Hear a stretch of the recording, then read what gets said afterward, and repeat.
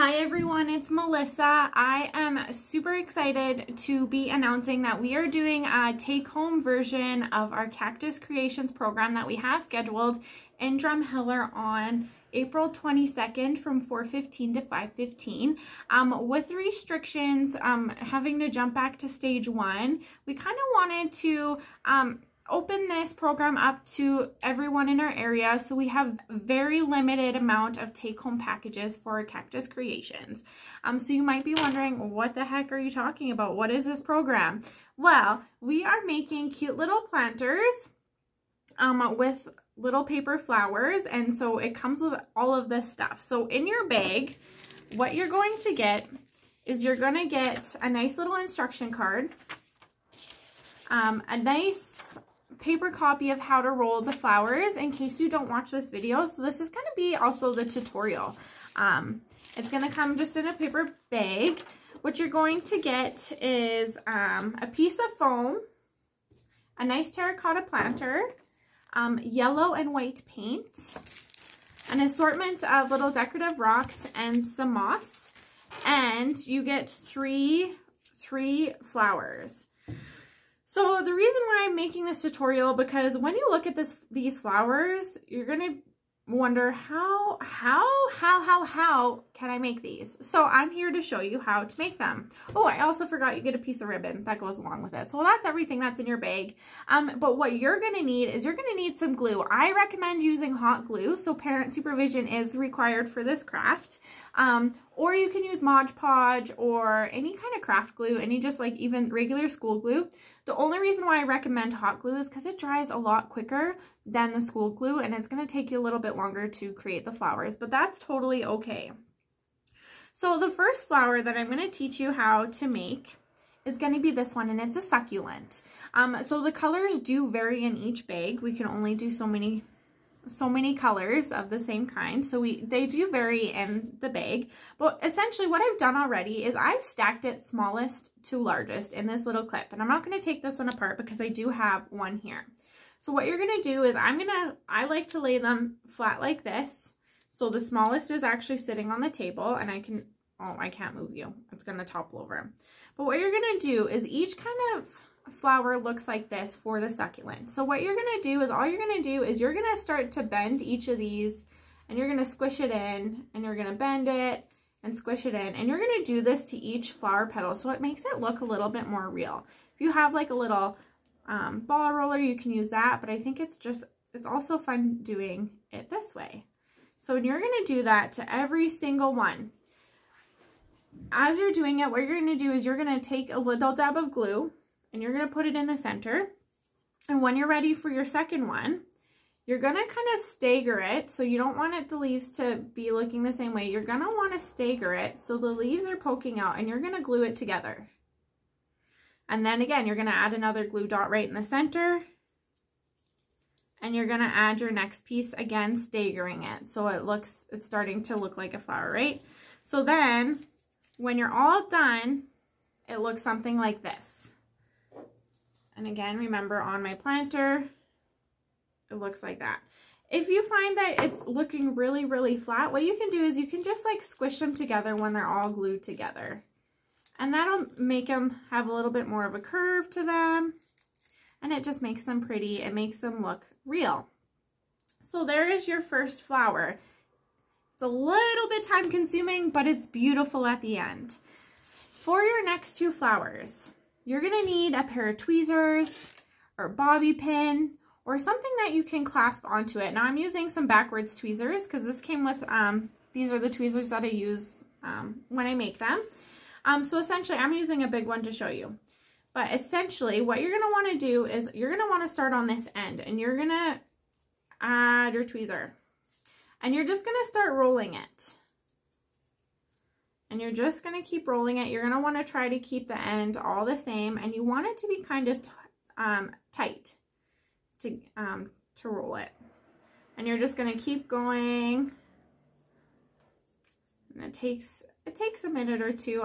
When I first started rolling paper flowers, it took me forever to roll. So don't fret, take your time, right? You don't want to accidentally rip it. I know The roses are a little bit small, so we have to be careful. And there are actually some small pieces on the succulent as well.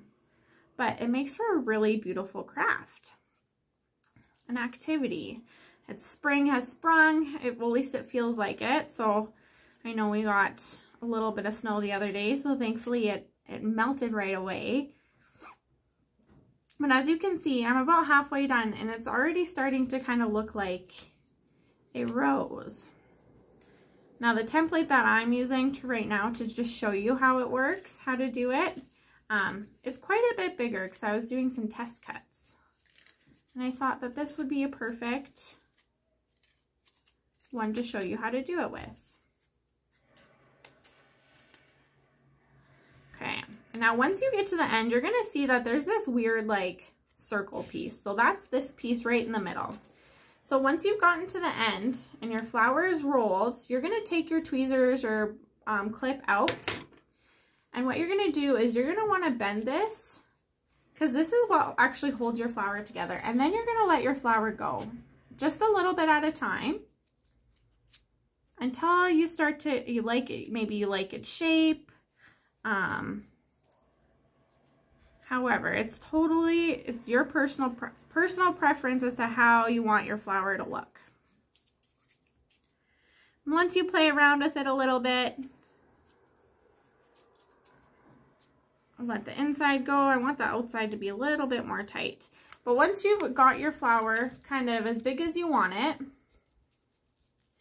you're going to add glue to the end, and you can also add glue to all the little spirals there, and you're going to glue it, and then you're going to hold it. If you're using Mod Podge or craft glue, even hot glue, you're just going to hold it until it's set. Now I don't have glue with me or a tape or anything, but essentially when you're done, it's going to look like this.